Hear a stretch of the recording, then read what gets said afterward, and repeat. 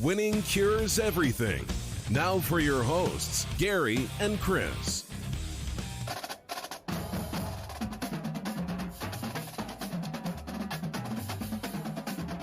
Welcome in. Winning cures everything. It's Monday, September the 28th. I'm Gary. And I'm Chris.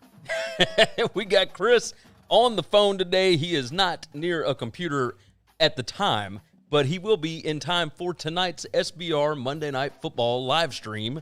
And we are going to rock and roll that thing at what time, Chris? 6:45 p.m., 7:45 p.m. Eastern? Yeah, right. I think that's what time you told me. That's what I'm planning. That is the plan. So Ravens and Chiefs on ESPN this evening. We will be discussing that over at SBR. I'll give you more details here momentarily. First, though, I want to tell you about our website.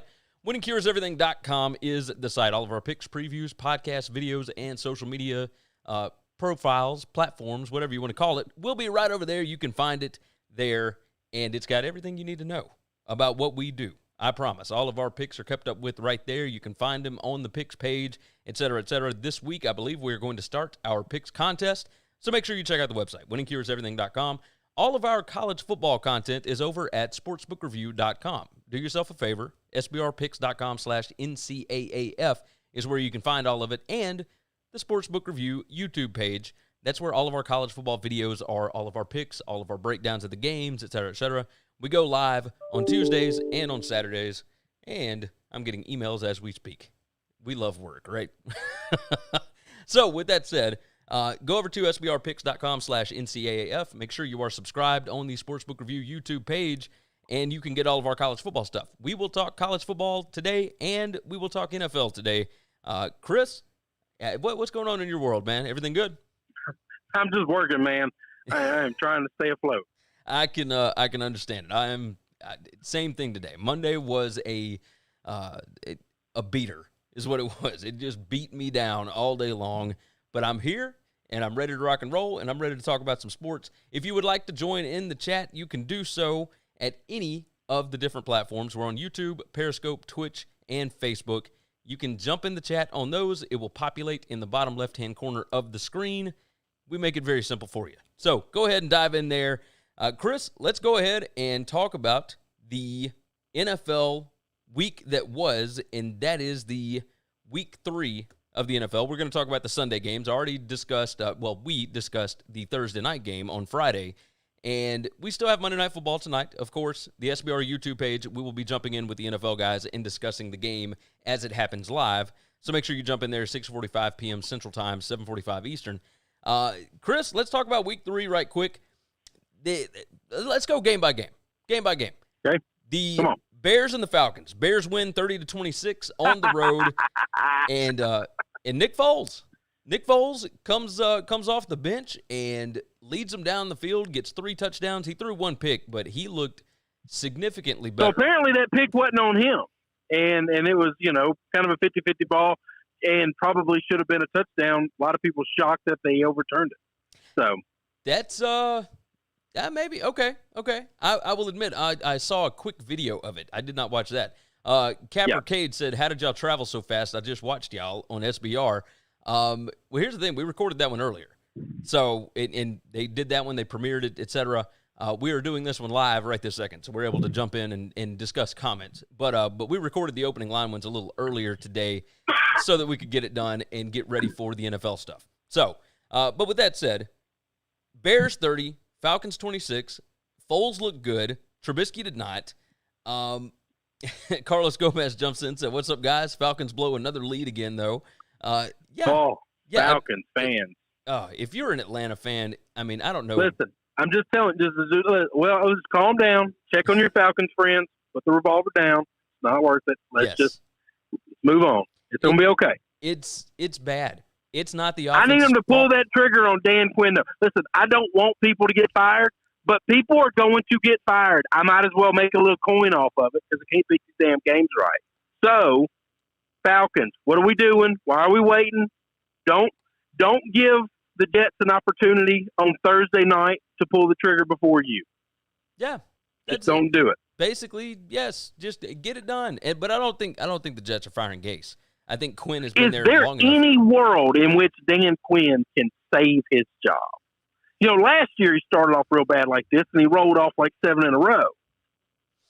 The problem is if you're a Falcons fan, let's say he rolls off 7 in a row again this year, but it's not consistent.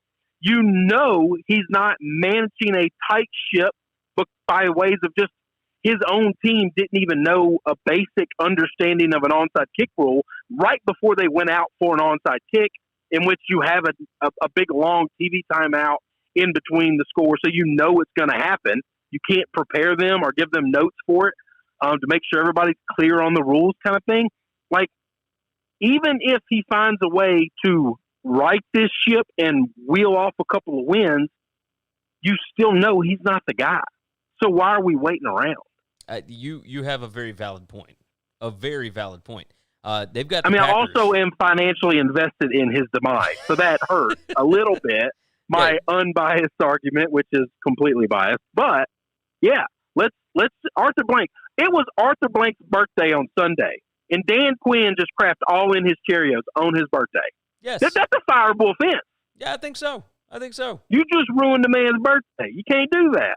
I think it's just ridiculous. The whole thing is ridiculous. They do play the Packers. Packers it's coming from a guy who doesn't believe in celebrating birthdays. Yeah, if they play the Packers this week, that's going to be a disaster. Yeah, and it's at Lambeau. Then they've got the Panthers after that. They play at the Vikings. They got the Lions, and they play at the Panthers. Hang on, is that Monday Night Football? It is. The Packers game? Yeah. So therein lies my problem of if the Jets look really, really bad. I didn't think before the season started they would fire Gase. I kind of don't know now. I heard a stat today. And I might have misheard it because I was working and I was trying to get a bunch of stuff done, multitasking. Adam Gase has 30 wins, but he also has 30 losses of either double digits by like getting blown out. I thought they said he has 30 losses by 30 points. I don't know that that's possible. That almost has to be wrong, but I don't know that that's not what they said either. Either way, he has as many blowout losses as he does wins, not just regular losses. That's not good. At some point in time, I do think he is axed as well. I thought he was going to save the season. He just by happenstance of him and the GM being, I think the president or the owner is going to get involved, and these people aren't going to have a say in it. Well, so. I think that, like you've said, they'll probably have to fire the GM too. Like they'll just have to clean house. Yeah. The Brown Yeti said, "I'm ringing my cowbell every time I have a good thought. It was a great weekend." Yeah, Mississippi State fans are fired up. McKinnon said, "Boys, I'm officially back stateside. Damn good to be back." Boy. He said, "Also being the resident Falcons fan for y'all, Dan needs to be gone. He's had his chance. Time to bring in Eric Bieniemy." You agree? I like that hire. I like that hire. I don't love it. I don't hate that hire. Carlos Gomez said, "Can't wait to see Foles lead this Bears team now at 3-0. He gives us the best opportunity to keep winning." I do agree with that. Yes, 100%. Can't believe he didn't start the season, but that's okay. And so, of course, they're dealing with Cohen going out with a season-ending ACL tear. Is that right? I believe that's what I saw. So he's out for that, and that sucks. I mean, he got his money though. He got some guaranteed money, full show. Yeah, he got paid. Yep. Let's see. We got guys jumping in on Twitch as well. Again, you can jump into the comments. You can be a part of the conversation. Let's move off of that one. I called. I believe everybody called that one. You can't bet on the Falcons right now. Like no lead is safe in that one. Bills and the Rams. Bills win 35-32. They won the game, and then they gave the game away, and then they came back and they won the game again. Josh Allen is getting very close to the point where you are winning games because of him rather than in spite of him. They gave up a lot they held the Rams to 3 points in the first half and then allowed 29 points in the second half. And, the Bills are a good team. Like, they've got offensive firepower now. They've got guys that can hit downfield. It opens up everything else. And, man, I think this Bills team is for real. You kind of feel the same way? Yeah. The Bills team, we thought they were going to be really good before the season started. I still think they're really good, and very surprised at how well Josh Allen's played. Pleasantly surprised. He's kind of taken the next step, and I think that's a big deal. I I got to tell you, I think that him having Stephon Diggs completely changes everything about what he's doing. I think he is still kind of the same quarterback, but I think that he is capable of just throwing the ball down the field, and it opens up everything for them. So I had one of the screens that I have on a lot of this game. You know, Stephon Diggs did not have a catch in the first half, and I don't think he got his first catch until like late in the third quarter. But that's the thing. They built that lead with Stephon Diggs not really being a factor in that offense. Well, but here's the thing. He's on the field, though. He's on the field. Yes. And yes, I think he's it on the opens field. it up. Okay. So yeah, I mean, he definitely opens it up. But Allen's got to hit folks. Accuracy is bigger than just going deep and taking the top off the defense and letting your guy go get it. Yes, that opens things up. But before, last year's Josh Allen couldn't hit those receivers. Yep. And now he's hitting everybody. McKinnon jumped in, by the way, talking about the Falcons. He said, I don't hate the idea of leaving Quinn as a DC or some sort of position coach, but I think head coach is just too much. Yeah, you cannot do that. You can't demote somebody and keep them around. You just can't do it. I've been in business my entire life, and I've telling you, the problem with a lot of people is you promote them to a point of failure. Okay, this is a philosophy in business, and once you've promoted them to a point of failure, you've ruined them with that company. You can no longer relocate them. You can no longer. He's going to go be a DC for somebody, and he'll be fine. Yes. He'll be just fine. He'll get a job, and he'll be fine. What's funny is just won't be with you. He's a defensive-minded coach, and they just cannot figure out the defense in Atlanta. It's insane to me. Yeah. I'll say this. There's a world where he doesn't get hired as a defense coordinator. He might have to go backwards a little bit further than that. Yeah, he may just be a position coach, and we'll see. Because his defenses have been so bad. Yes, you are correct about that. Emperor of Rome said, if any fan base deserves a Super Bowl win, it is the Bills. And then Joseph Gomez said, Jets might win this week. It's Gates' only chance, or I think he meant Gase's only chance at a win. I believe I'm seeing a 3. It's the Broncos and the Jets this week. And look, I will say this. Rich Samini, who's an ESPN staff writer, tweeted out almost an hour ago, said, rumors are flying that Adam Gase will be a goner if the Jets lose on Thursday night. Asked how he's handling the speculation and criticism. Gase said, this is the NFL. We're 0-3 right now. We haven't played well. We have to improve quickly. My job is to do everything I can to get our guys in the right headspace heading into the game. Yeah. I'm a little surprised. I thought they could go 0-16 this year and he would be fine. I'm gonna tell you, that's what scares me. The Falcons are gonna screw this up for me. They just are. Yeah, and it may just be because of the schedule. I need the Broncos. To go into full tank mode. That's what I need. You think it'll happen? Jeez, I don't know. We'll give out our picks on Wednesday. We'll worry about that game when we get there. We still got other things to focus on right now. Let's move on from the Rams and the Bills, which, by the way, that was a spectacular game. Absolutely spectacular. Great game. Hey, let's sneak long shot Super Bowl preview. Yeah, I don't think the Rams are that good. I think the Bills might be. Ooh. I don't think the Rams are that good. I don't know. The Rams aren't that good. We'll see. I don't know. Okay. All right. Long shot. Obviously long shot. Okay. Right. It's possible. It's absolutely possible. Long shot. So. But I don't know. I think the Rams got to go through a lot to be able to get there. All right. Okay. Washington 20 and the Browns 34. Washington had a 20-17 lead. I thought that my round robin was going to hit in a massive, massive way, and it did not, and that's okay. They give up 17 fourth-quarter points to the Browns. They failed to score at the end of the game. I mean, Haskins, 21 out of 37, 224 yards, 2 touchdowns. He wasn't terrible, but this Washington team they make scoring points really, really difficult. Haskins just can't move the offense consistently. I grew to love the guy's leadership and his competitiveness, but at some point in time, you got to win games, and you got to win games because of you, or not lose games because of you. And that defense is doing just fine. The offense is just putting them in too bad of positions. He can't make enough plays. They are a quarterback away, I think, from being a really good football team. My question is Alex Smith healthy enough to where he can take over this team? And if so, I would love to see what this team look like with an Alex. And I'll tell you this, the day Alex Smith steps on that field, I don't care who they're playing, that team's winning that ball game because that team is going to fight like hell for him. Yeah, I do agree with that. I will tell you this, I kind of hope it doesn't happen because I will be an absolute nervous wreck watching the game. Yeah. Watching him in practice where nobody is coming at him, rose my anxiety to a max level. Yeah, it was not good. It's going to be hard to do, but I kind of want to see it as long as he's cleared and healthy. Yes. I don't want to see it if he's not. I don't want to force the square peg in the round hole. But if he is, man, I want to see this guy take snaps again. I just want to see it. I'm with you. Moving on, next game, Titans 31, the Vikings 30. What in the world?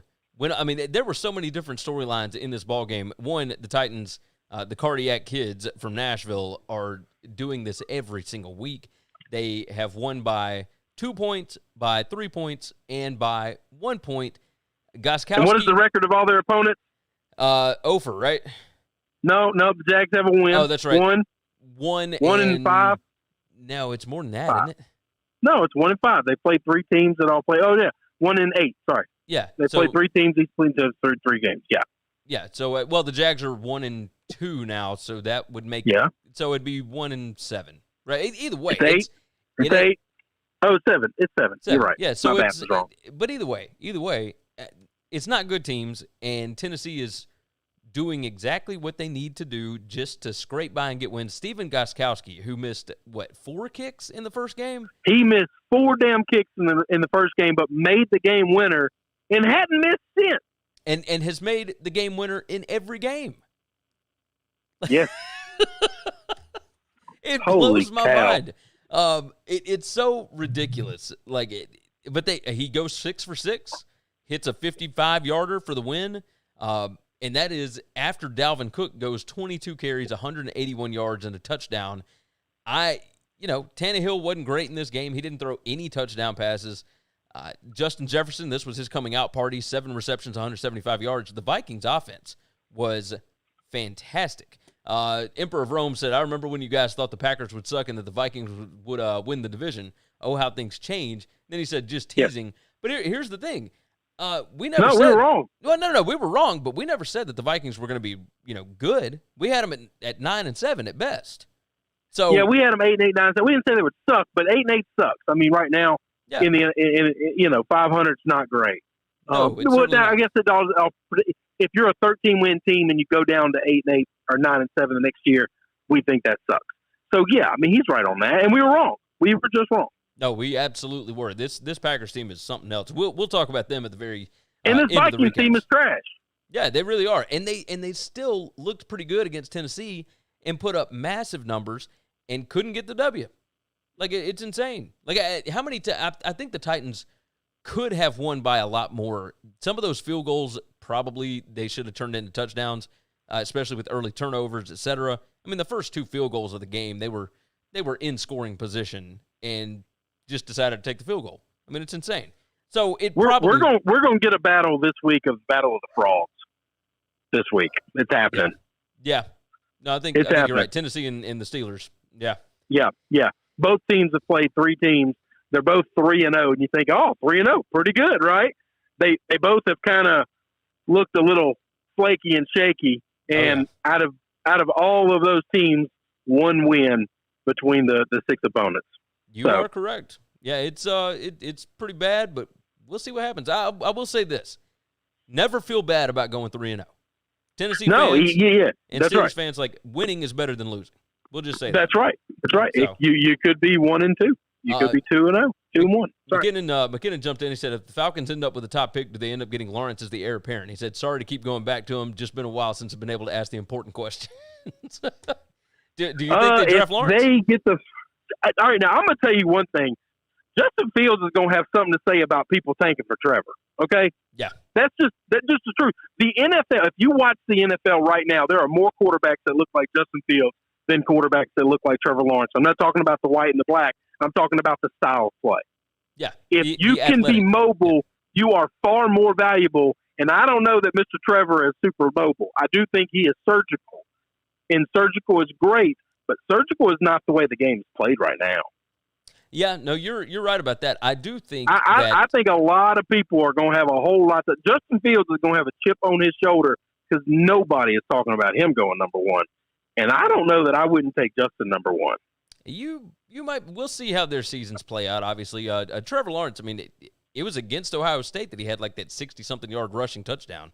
So he's able to do it. He's got one good run, but he just doesn't play consistent opponents to show all of his skills and his weapons. He's an unbelievable quarterback. Okay, this is one of those drafts where if you get either of these guys, you're great and you're happy and it's good.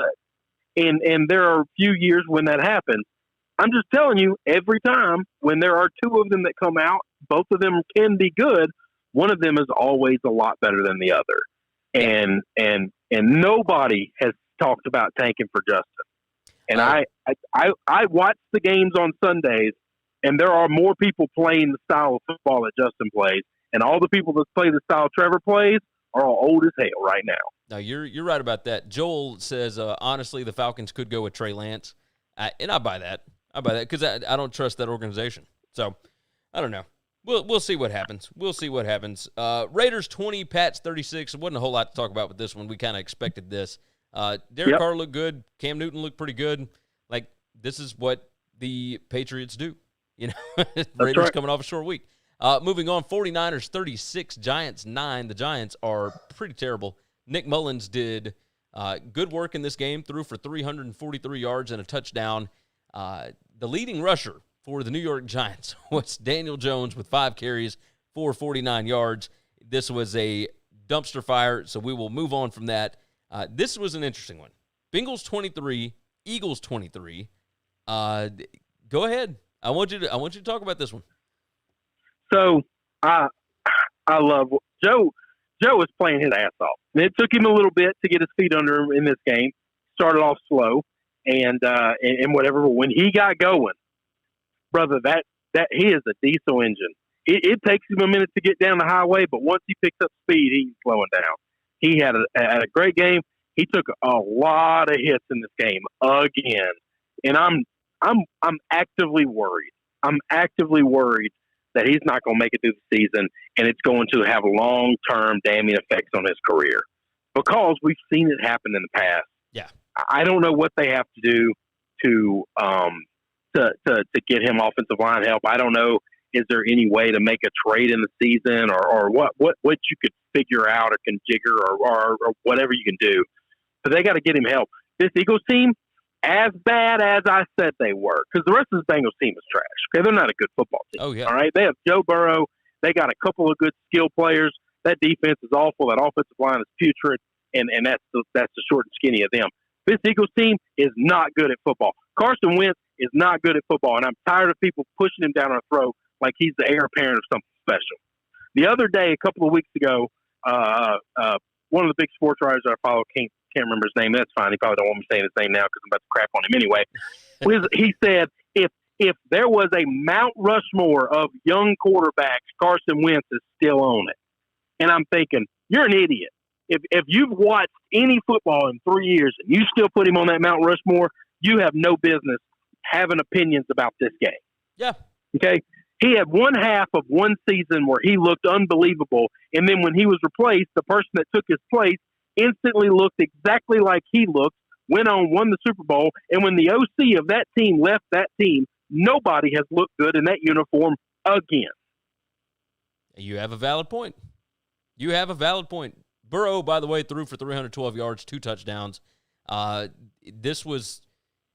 Protect Joe. Yeah, protect Joe. But looking at the Eagles side of it, playing for the tie was... Oh, God. Remember when everyone thought Doug Peterson was this great gambler and great just risk taker, always went for it on 4th down and used it? This dude is a coward. This guy won a Super Bowl, man. Is that not the most damning, disappointing thing? I know nobody wants to see the Patriots win another one that year, but come on. In the pantheon of history now, we get to say Doug Peterson was a Super Bowl winning coach. That's ridiculous. That's the most disappointing thing in my life right now. It's pretty bad. It's pretty bad. Let's move on from that one. We gotta roll through a bunch of these. Texans 21, Steelers 28. This was a little bit surprising. We both had the Texans on this one. Now I didn't actually put money on it because I just don't trust them. But man, like Deshaun Watson didn't play terrible. Like this was just I don't even know what to make of this game. Like the Steelers don't look good, but they got the win. So, hey, Andres Morales said, "Hey, where's Chris? I want to ask what he thought about the Steelers."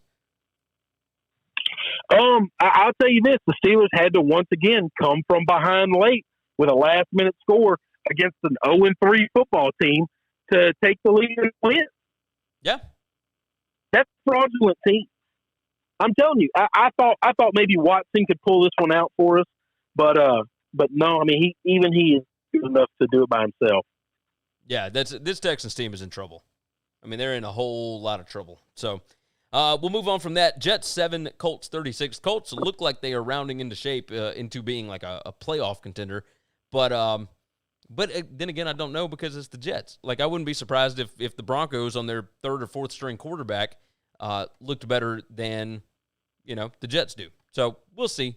But not much to discuss from there. Rivers looked fantastic. 17 out of 21, 217 yards and a touchdown. Jonathan Taylor, 13 carries, 59 yards and a touchdown. Jets are just bad. I mean, they're really, really bad. Panthers get the win at the Chargers, 21-16. And this was a little surprising. Justin Herbert, everybody thought he was going to get his first win, and that ended up not happening. Now, he threw for 330 yards and a touchdown, but the Panthers' offense looked fantastic. They were moving the ball all over the field, and they were able to get it done. Now, they didn't do anything in the second half, but they got 21, and they only gave up 16. The Panthers' defense looked a lot better this week than they have in the first 2 weeks. Any thoughts there? Yeah, I think Justin Herbert is a little bit green still. He played great against KC when KC, I think, maybe just caught him off guard, had a good first half, and then kind of, got figured out by KC's defense, which isn't really great anyway. And then, this Panthers defense is coming a little bit into their own. That's a good team they played in the Chargers, and to get out of there with the win and Matt Rule gets his first W, that's a big deal. Oh yeah.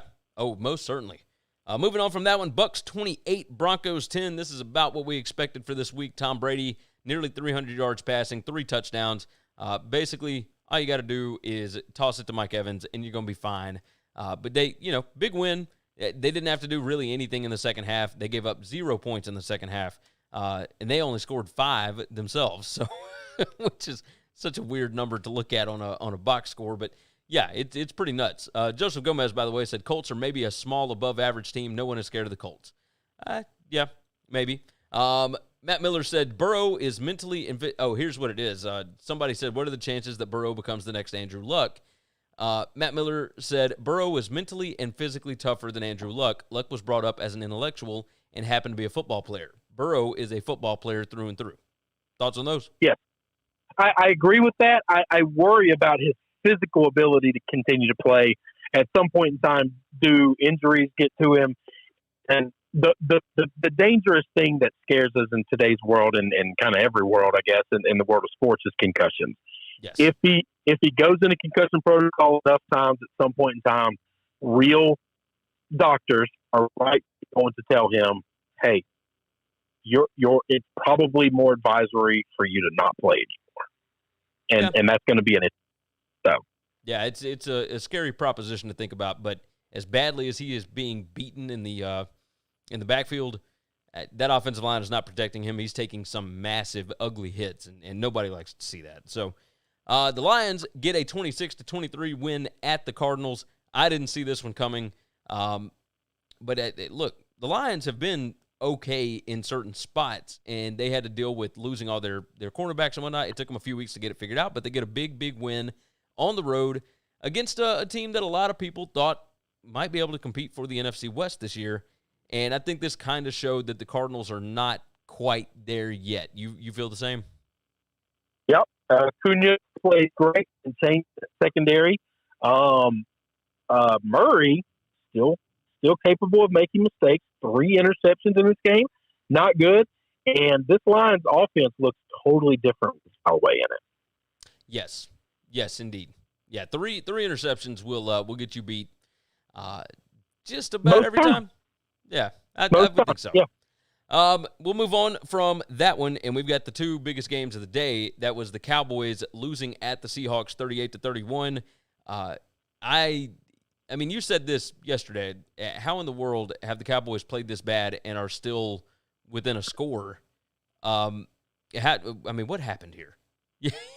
You tell me what happened. Okay, weirdest game in the world. I'm trying right now. I'm in the middle of nowhere. I can't believe my phone is even working right now. So I can't even pull up the box score of the game. Ezekiel Elliott at one point in time was thrown the football like 14 passes. Okay? And in the 14 passes, he had like 3 catches. And that was it. I watched play after play after play, and he had 3 catches for 0 yards. Okay? I watched play after play, and those balls, they're just little dump-off passes that hit him in the hands every time. Zeke is a problem. Maybe it was like 8 catches for 8 attempts for 3 catches and 0 yards, something of that nature. It was. I've got it pulled up. It was 12 targets. He had 6 catches for 24 yards, and he had 14 carries for 34 yards and 1 touchdown. That was an average of 2.4 yards per carry and 4 yards per reception. So take all of those catches away, because when I looked at it, it was the total of 3 for 0. So he got all 24 of those yards on the 3 catches that he got after that. Just, he was a problem. He was not very good at all. And they continue to need to run the offense through him. At some point in time, if you're Dak Prescott, you just got to say, we don't trust him to get him the ball anymore. He's now a blocking running back. I know y'all paid him a bunch of money. I can't explain why he's not good at football anymore, but these are dump-off passes where it's behind the line of scrimmage type of stuff. It's not like you're covered or guarded. Yeah. You can't catch 3 of 8 of those. You can't let 5 of them hit the ground. That's not okay. The worst catching running back in the league can catch half of them. No, you're right. You're 100% right. So the good side from the Cowboys, Dak Prescott, 37 out of 57, 472 yards, 3 TDs, 2 picks. He was okay. He made stuff happen. You almost had 3 100-yard receivers. Michael Gallup had 138. Cedric Wilson had 107. Amari Cooper had 86. CeeDee Lamb had 65, et cetera, right? On the other side of the field there, Russell Wilson, 27 out of 40, 315 yards, 5 touchdowns. That puts him at 14 TDs in 3 weeks. Is there anything? And had a six that DK beat up. Yeah. Oh man. Metcalf, 4 receptions, 110 yards, 1 touchdown. Should have been 2, but good gracious. Joel jumped in. I really want Russell Wilson for MVP. He deserves it. You agree here? All right. Cousin Sal has been on this for a while this week, and I think I'm in agreement with him. I don't want to talk about MVPs until we get into it. At minimum, week 10. Okay? We got too much football. Every game, I feel like I'm watching Russell Wilson do something amazing, and then last night, I'm seeing Aaron Rodgers do stuff amazing, and then instead of enjoying what I'm watching with Rodgers, I'm trying to parse out, was this better than Wilson? Was this better than Russell's game? And then tonight, like, when 2 great players go together, like Patrick and Lamar are going to be tonight, I'll watch them, compare them against one another in this game, and then after that, I'm done. It's right now, there are 7 quarterbacks that legitimately are, maybe not 7, there's at least 5 that have legitimate MVP claims based on how they're playing right now, 3 weeks in. We just have to give it some time to breathe. All right. You don't pop a good bottle of wine open and then just start chugging it out the bottle. All right. You got to let it get some air in it. Okay. I need week 10 before I ever bring up the phrase MVP again. Okay. I can totally get down with that. Because what Russell's doing is amazing. What Aaron Rodgers is doing is amazing. What Lamar Jackson's doing is amazing. What Josh Allen's doing is amazing. I assume that Patrick Mahomes is going to have something to say about this MVP conversation at some point in time. He hasn't really had the MVP game yet, but he's only played 2 of them. And so let's just let this thing breathe a little bit. And let's I just want to enjoy the games and not have to worry about parsing out right now how was this week compared to that person and this person when the games are 2.5 hours apart. Now, you're 100% right. You bring up Aaron Rodgers. Joseph Gomez said, I'm on Aaron Rodgers for MVP. Still no respect. Wilson gets all the love, et cetera, et cetera. The Packers get a massive win at New Orleans, and I guess the biggest question is, this was a fantastic game. Absolutely fantastic game.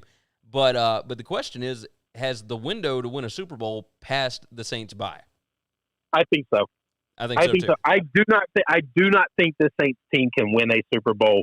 I think the top part of the league is a lot better than them. I mean, a lot better than them. All those quarterbacks that I named are all on teams that I think are a lot better than them. Running the gauntlet of going through those teams is going to be hard. I do agree with you.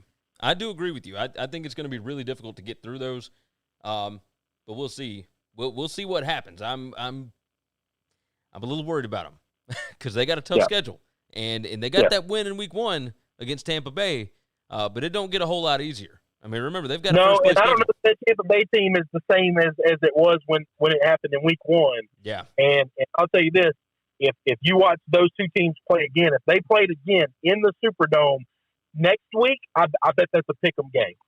You might be right. I will say this: the next little bit on the schedule appears to be easier. They play at the Lions. They lost to a really good football team. Yes. And then the week before, lost to a pretty good football team. It's just one of those things where if you want to win the Super Bowl, you can't lose to those teams. Yes. No, you're right about that. They've got at the Lions, the Chargers, the Panthers, at the Bears, at the Bucs, and then the 49ers, and that rounds out the first half of the schedule. There's going to be some more losses in there. So we just got to see exactly what happens here. We both thought the Saints were much more loaded than maybe they really are. Let's move into college football. We're not going to hit on every game like we do every week because here in about an hour, we are going to be live on the SBR YouTube page, that's Sportsbook Review YouTube page, discussing the NFL Monday Night Football game. So we'll talk a little bit. I might actually have to cut out of here in a minute. Okay. So I want to address two things. First, I'll talk about my game real quick. I've got it first on the docket. So let's go ahead and jump into that. Mississippi State wins 44-34 at Death Valley. Go ahead and give me your thoughts. LSU's offense is going to be a problem. I know a lot of people said, no, it's not the offense. The defense gave up 600 yards and all these points. We still scored 35, whatever, yada, yada. No, I watched every play of that game. We have playmakers all over the field like we always have, and now Joseph Burrow ain't coming through that door, and we're back to every LSU quarterback I've ever watched in my life. Miles Brennan's no different than any of the rest of them. He's just not very good. I want to speak more to the Mississippi State part. I've said this for 10 years, Gary. I've been saying it for at least a decade. And people laugh at me. People mock me. People tell me, oh, you're an idiot, because they only look at records and they don't actually look at big picture everything, which makes me an unbelievable businessman and very good at a lot of my jobs. I see the whole forest. I see it all. Michael Leach is the best coach in college football, and I've been saying it for 10 years. If you put an all-star cast of every player he's ever coached from Lubbock and Pullman and Washington State for Pullman, you don't get a team as good as this Mississippi State team, and it ain't like they're the greatest team on earth. Okay. Yeah. But the talent difference just doesn't matter. What he did to LSU, mark my words, he's going to do to everyone. And I'm going to make this statement right here. You're not going to like it. Most of these people are all going to laugh at me. If we took the jerseys off of all of these teams and we just looked at how everybody performed and we get rid of preconceived notions and preseason rankings, after Saturday, Mississippi State's the number one team in the country. Yeah, I might disagree with that a little bit. They have the biggest win. They have the best win against the best team. They look flawless doing it. Nobody else has done what they just did. Well, agreed, one game sample size. Nobody's done that. You got to look at it from this aspect. Nobody knew what to make of LSU. I mean, you had 20 of 22 starters off last year's team that did not play Saturday. So, like, this was a completely new cast. So I understand. This is not about LSU. This is not even about their opponent. We assume their opponent is a good team, not a great team, but they're still going to be like a 500 or better team. Okay. No. You're right. You're right. Look, I'll say this: to do what they did there, I'm telling. This is exactly what I expected from Mike Leach. This is exactly what I expected. Oh, he's going to have 35 on every. No, he came out and kind of threw a little bit of shade at Coach O and at Bo Pelini and whatnot, and said, we thought eventually they would stop pressing our wide receivers. Like, they played cover corners, I mean, all the time, press coverage, basically the whole ball game, and they just hit them with 4 verts, 50% of the time. Like, they couldn't stop it because they were playing that press coverage, and, man, like, at some point, you got to jump off that and realize that you guys can't cover it. Like, you cannot put them on an island. I watched every snap of that game. I'm telling you, he's saying that because he wants people to not press him anymore. Because as soon as we stop, the times that we Costello didn't press, will absolutely tear him apart. The easiest underneath routes for 7 yards happened all day long. As soon as you stop pressing, I got a 50-50 shot at the quarterback maybe overthrowing somebody, or maybe my DB making a play or hanging with the guy if we press. But as soon as you back off the press, he's going to do the ball is in the quarterback's hands for half a second, and then he's going to throw it, and it's going to be a 7-yard, 3-yard, 4-yard route that with an athletic receiver could turn into 8 or 9. And there is no defense for that. That's going to be open 100% of the time. I watched every play. I know what Mike's doing. He's playing the long game. He's trying to tell everybody, don't press us. Don't press us. Yeah. No, you're 100% right. Jumping through these comments right quick, Kyle Shook said go Gators. Matt Miller said LSU is 5-5 when you lose 20 of 22 starters, which is by far the most ever. You're going to struggle. The SEC laughed thinking the air raid wouldn't work in the SEC, and an average quarterback broke a record in the first game. KJ Costello is not an average quarterback. Like, I'll just go ahead and say that. Very good. Brown Yeti, LSU only gave up 9 rushing yards. He said SEC Shorts had a good video on the game. Kyle said Ole Miss looked pretty decent, better than Tennessee at least. I don't know about that. That Ole Miss defense is a problem. Their offense, I think, is going to be pretty good. Going to be fun to watch. Yep. That offense is going to be fun. And then Matt Miller said Georgia belongs in the Big Ten with that average offense and great defense. Stetson Bennett at quarterback, like it's true. It is true. Average is not a good word to describe their offense. No, their offense is bad. It's just bad. No. So average is like calling me an average sized man. Hey, I want to get your opinion on. Let's see. You got 3 more minutes. I need your opinion on one game, and that is Kansas State 38, Oklahoma 35, and then I will close us out. What do you think happened with Oklahoma? Is this like, is it the one game of the year that they're going to lose, or is this just an average Oklahoma team? No, I told you before the season started. I don't know which games they're going to lose, but Oklahoma's losing at minimum 2 and probably 3 games. Yeah, I think you're right.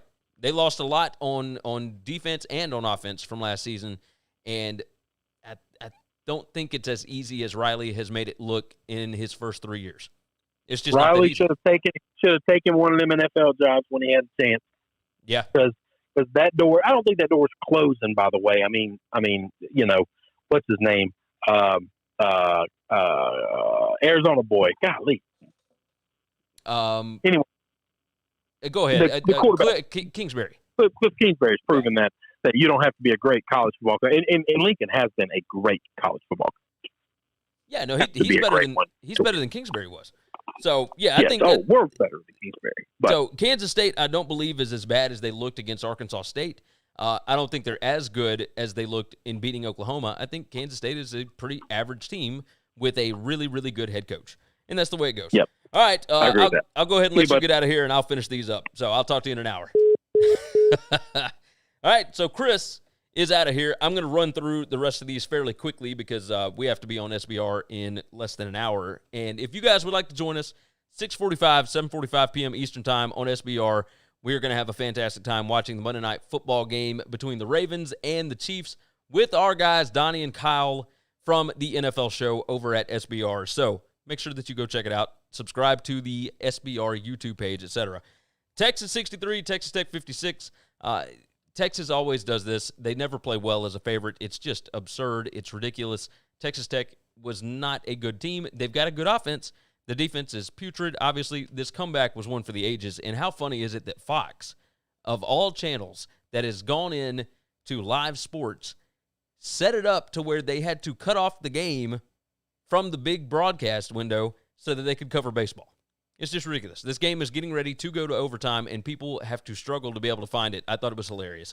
Florida State is worse than anybody thought they were. That was a putrid performance. They get beat up by Miami 52-10. I don't think Miami is that good, but, man, Florida State this may be the bottom. This may be the bottom. We'll see. Kentucky 13, Auburn 29. I think, so if you look at it, if you were just watching the game, you might have felt like Kentucky outplayed Auburn. Truth is, Auburn was 10% better on success rate. Auburn was able to score. They had better players. They, all that. And, yes, the call at the end of the first half where they did not give the guy the touchdown, that was criminal. That was putrid. But you're going to see this a lot. I mean, it's going to happen a lot this year because they don't have the same amount of crew members working each game because of the pandemic. It's going to be wrong. They don't have as many cameras. They don't have the same resources that they've always had. You're going to see big-time missed calls in these games. It's going to happen. Florida 51, Ole Miss 35. Dan Mullen and his bunch, they need to get that defense fixed up. And I understand they had a guy that went out that was basically the quarterback of the secondary. That is a problem. Matt Miller said, I think we will see more sloppy football the next 2 to 3 weeks. Yes, we are going to see sloppy football for a while. I mean, remember, this was the first game for the majority of these teams. McKinnon said, Auburn definitely makes me nervous this year. Super young O-line and D-line. Yeah, and it's going to be a crazy game against Georgia this week. I can't wait to watch that. Oh, my goodness gracious. For everybody that is questioning why in the world CBS took Texas A&M and Alabama, it is because ESPN gets a couple of games a year that they get to pick their favorite game. And they wanted Georgia-Auburn this year, and CBS got stuck with Texas A&M Alabama, which is still a good matchup, but ESPN wanted Auburn-Georgia. Totally makes sense, right? Last year, ESPN had LSU-Florida, and it didn't make any sense, right?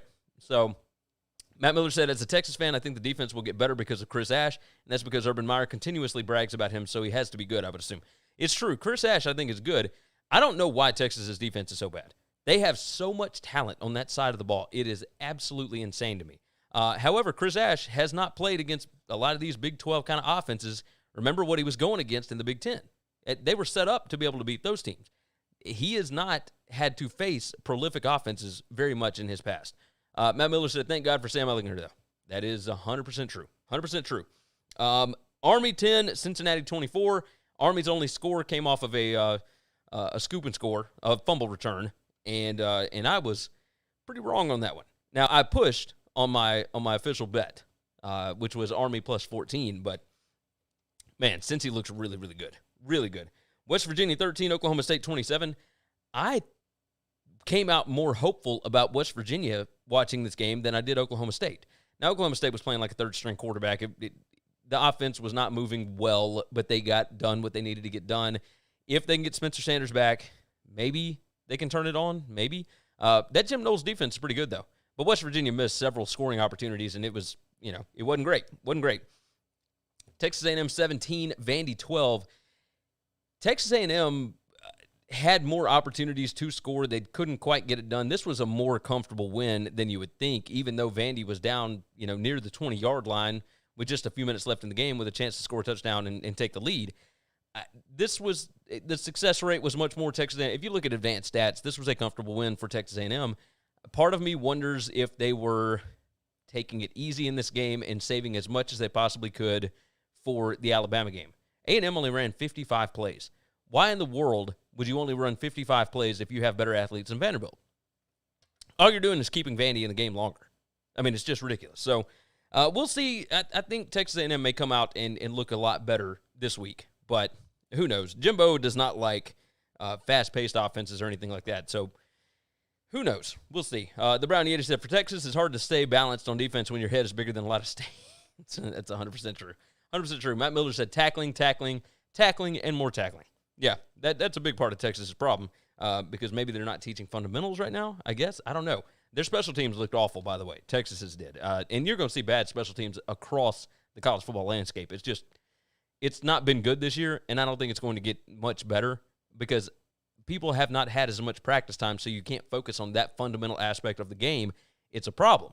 It's going to continue to be a problem. Let's see. Tennessee 31, South Carolina 27. South Carolina gave Tennessee a pick-6 touchdown, and then at the end of the game, rather than go for it on 4th and whatever it was, they had like a 3rd and 10 or whatever and played for the field goal. Like, did a short dump-off route rather than trying to get a first down with 4 minutes left in the game, and they played for a field goal. So they kicked the field goal to make it 31-27, and then they want to play defense and get the ball back, and then they fumble the punt return. The ball bounces and hits one of their players in the back, and Tennessee falls on it, recovers it, and they don't even get a chance to come down the field. South Carolina was not bad. Tennessee was not great. I am not sure what to make of this. Matt Miller said Ash brought in a new tackling technique, but they haven't been able to practice it much because of no spring. They learned it mostly through watching tape. Yeah, that's not a good thing. Not a good thing. Kyle said, do you think Georgia will finish second in the East or Kentucky or Tennessee? I think Georgia could still finish first in the East. The offense is not great right now, but they got time. Like, they can beat Auburn without a great offense. Like, it's possible. And then they got Tennessee next week. It just depends on which Tennessee shows up in that game. And then you got to go to Alabama. And what, like, Georgia's front half of the schedule is absolutely loaded. The back half is fairly easy. So we'll see what happens. Florida's got defensive problems. Georgia's got offensive problems. I don't know what to make of it yet. Like, I picked Georgia to win the East because everybody's picking Florida.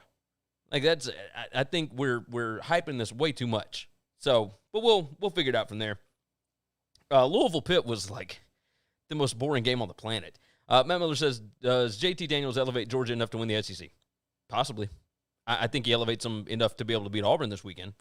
But we'll get to that. We'll figure it out.